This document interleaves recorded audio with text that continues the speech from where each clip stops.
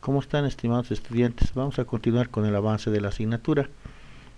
Hasta la anterior sesión habíamos visto lo que es una rectificación y habíamos indicado que vamos a ver una rectificación inicialmente binaria a través de dos métodos, ¿no? Que uno era el método de McKeith-Thiele, que es un método simplificado, y el método de Ponchon-Savary, que es un método riguroso. Ya ambos son métodos gráficos. Recordemos un poco lo que habíamos analizado en la anterior sesión. Habíamos dicho que la rectificación era un proceso de separación en función de las volatilidades de los componentes. Ahora, si las volatilidades tienen una gran diferencia, vamos a tener una mayor fuerza impulsora. Por lo tanto, si hay una mayor fuerza impulsora, vamos a tener un mayor grado de separación. ¿De acuerdo? El análisis en sí de las columnas de destilación es compleja. ¿Por qué? Porque tenemos que realizar balances de materia y energía. Pero esta dificultad fue superada mediante un modelo de etapas de equilibrio.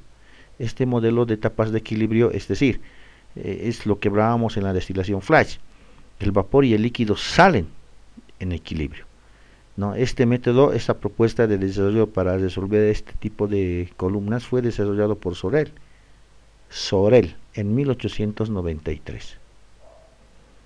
De acuerdo, entonces lo que vamos a hacer ahora, tomando en cuenta la base de los estudios de Sorel y complementada por McKeith-Thiele, ya que vamos a diseñar una columna hipotética que esté formada por etapas de equilibrio. A estas etapas de equilibrio las vamos a denominar platos teóricos. ¿No ve? En estos platos teóricos se va a realizar la separación específica. Entonces, cuando nosotros estemos enfocando un problema de rectificación, ya, en esencia vamos a tener dos condiciones, ¿no? Hacer una nueva torre o tal vez optimizar una torre ya diseñada. Entonces vamos a tener dos criterios para realizar, ¿no? Vamos a tener problemas de diseño o problemas de simulación. Ahora, cuando nosotros hagamos, cuando estemos nosotros enfocando el diseño, obviamente tenemos que calcular el número de pisos, la posición de la alimentación, ¿no ve? La posición de la que van a salir los productos, de acuerdo al reflujo. De acuerdo, y cuando estemos haciendo simulación ya vamos a tener algunos parámetros, o sea, el número de platos, la localización de las corrientes de alimentación, de salida, y básicamente vamos a jugar, ¿no ve?, con algunas características propias en la alimentación y básicamente con el reflujo. Vamos a tener muy pocos parámetros para jugar en la simulación. De acuerdo. Ahora, hablando específicamente del método de McKeith-Thiele, este método es un método gráfico simplificado de diseños de columnas de rectificación de mezclas binarias. ¿De acuerdo? Existe el método riguroso, que es el método de Ponchon-Savary. También tenemos los métodos analíticos. Comentaba algo sobre Sorel, que es el método riguroso, y Lewis-Sorel o Sorel-Lewis, que es el método simplificado, que es equivalente a McKeith-Thiele. De acuerdo, este método es similar porque hace uso de rectas de operación. De acuerdo. Ahora, lo que nosotros vamos a hacer con este método es prácticamente hacer el diseño de manera directa, es decir, determinar el número de etapas. De acuerdo, y cuando nosotros queramos entrar a la parte de simulación, bueno, será un proceso iterativo, ¿no?, en el cual se va a suponer un cierto grado de separación.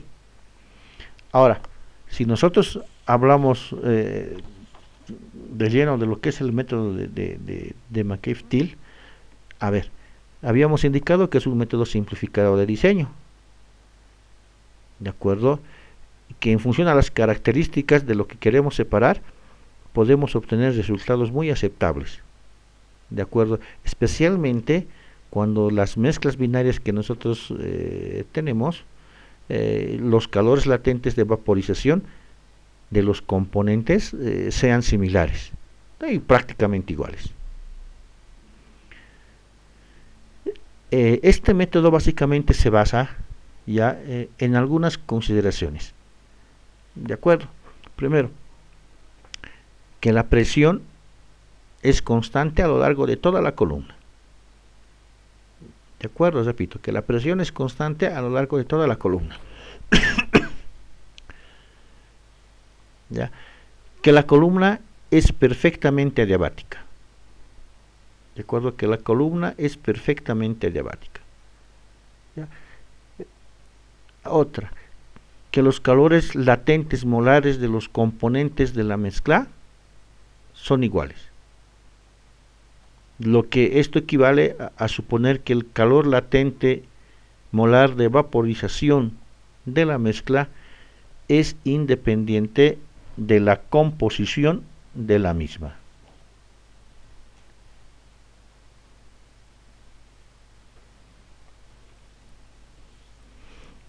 Otro, adicionalmente vamos a tomar en cuenta que las variaciones de las entalpías en las dos fases a lo largo de la columna son despreciables en comparación a los elevados valores de las entalpías de vapor. ¿De acuerdo? Por último, ¿no ve? Que el calor de mezcla es despreciable frente a los elevados valores de las entalpías del vapor. ¿Estamos de acuerdo con eso? Es decir, generalmente los casos de aplicación de este método son sistemas isómeros con puntos de ebullición parecidos o cercanos. ¿De acuerdo? Entonces, ahora, una de las condiciones muy importantes que muestro en la diapositiva es que el flujo molar es constante en cada una de las zonas de la columna. Es decir, nosotros habíamos dividido sectores en nuestra columna, ¿no?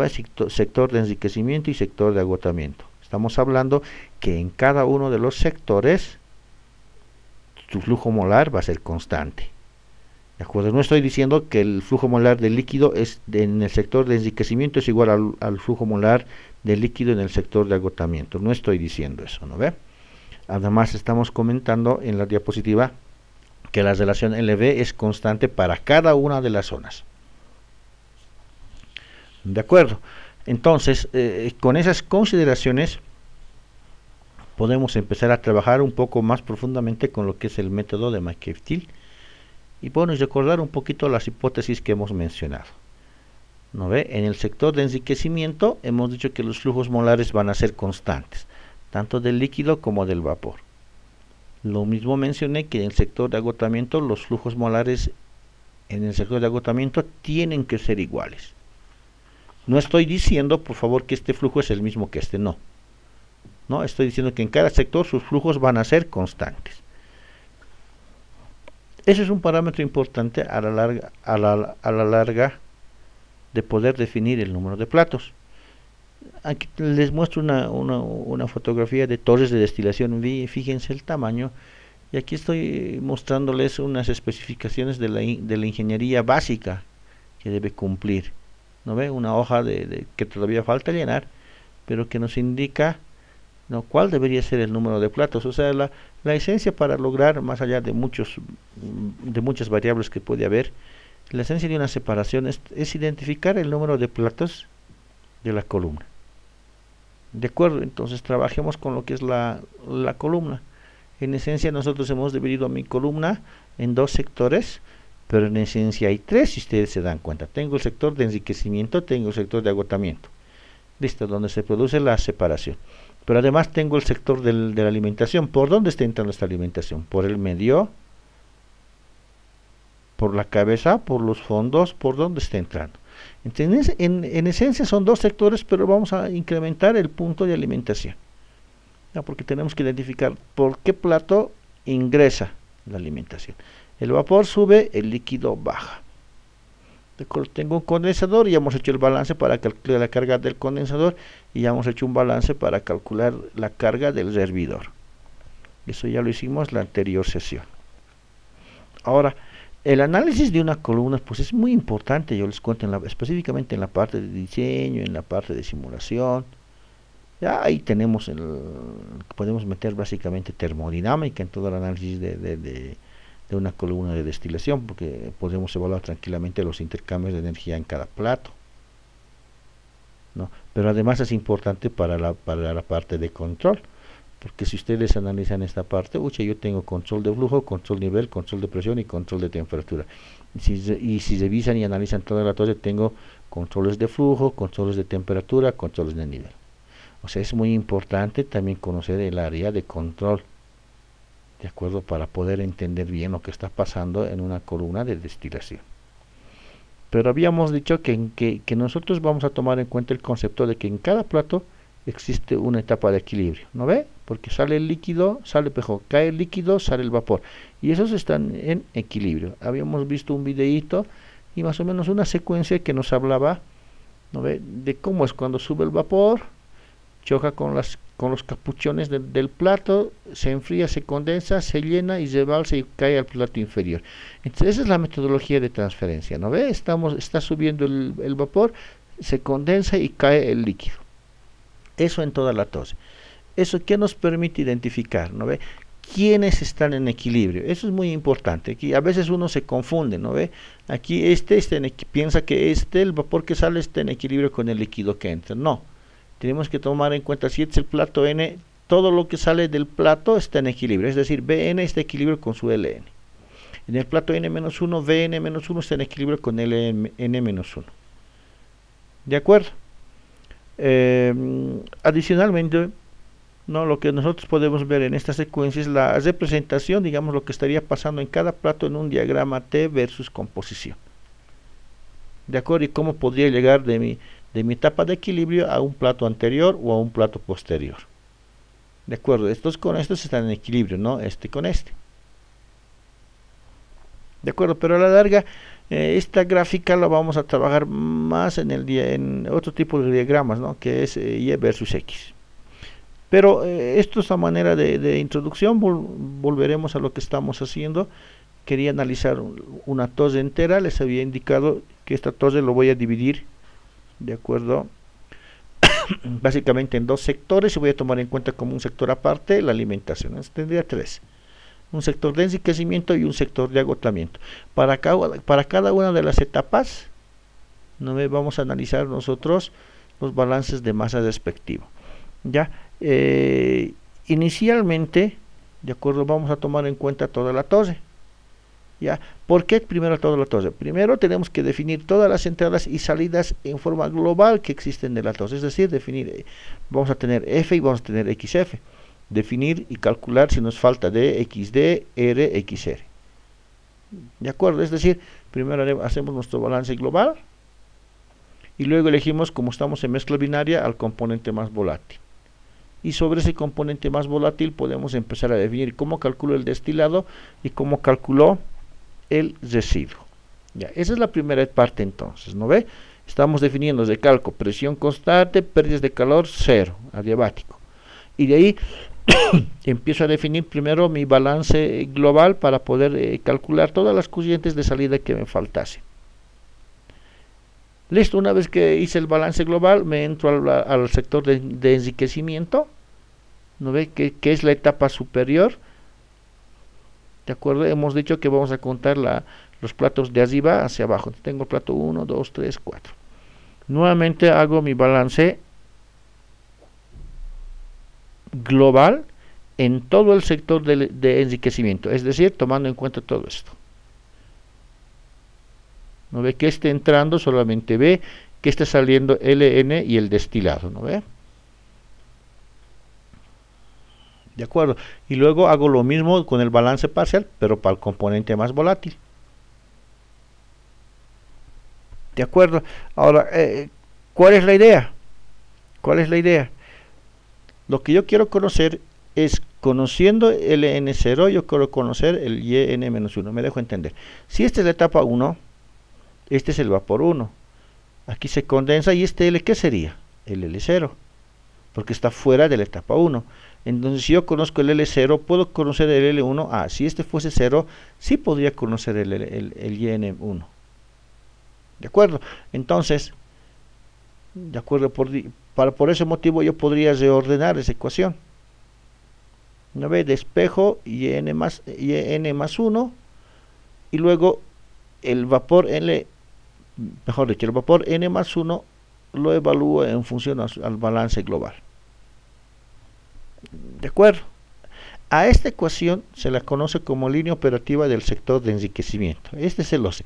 Esta ecuación, miren cómo se ha simplificado, ¿no? Cuando ustedes ya saben, para hacer una simulación, plantear los balances, y acá, miren, es una ecuación de una recta. Es la ecuación de una recta. ¿De acuerdo? Después vamos a ver cómo podemos trabajar con esta ecuación. Ya, pero en sí es una recta. ¿De acuerdo? Y con pendiente positiva. ¿De acuerdo?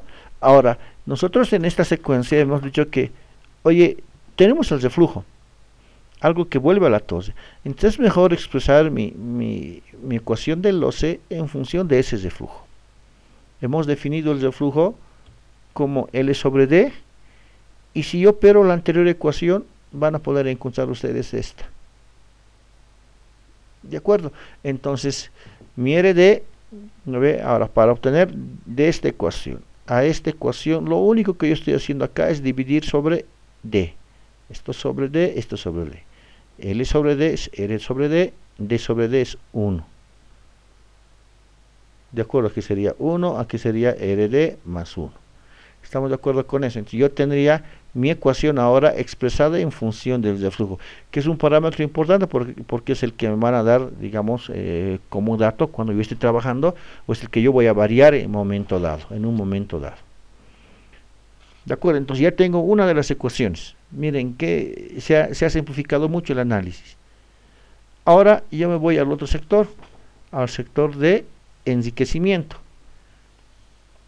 De la misma forma, ¿no ve? Analizo qué está entrando y qué está saliendo en todo sector del enriquecimiento. Hago mi balance global, hago mi balance parcial para el componente más volátil. Fíjense que para diferenciar los sectores yo estoy tomando en cuenta como M el sector de agotamiento y como N el sector de enriquecimiento. De la misma manera, lo que yo quiero hallar es YM más 1, por lo tanto lo voy a despejar, ¿de acuerdo? Y voy a reemplazar el equivalente de VM más 1 igual a LM menos R, menos el residuo. R no es reflujo, por si acaso, RD es reflujo, R es el residuo. ¿De acuerdo? A esta ecuación yo la denomino la línea operativa de agotamiento. ¿Ya? ¿Qué nos faltaría analizar ahora? Nos faltaría analizar la condición de alimentación y directamente trabajar con los diagramas. ¿De acuerdo? Eso lo vamos a hacer en una próxima sesión. Hasta aquí, por favor, la sesión de hoy.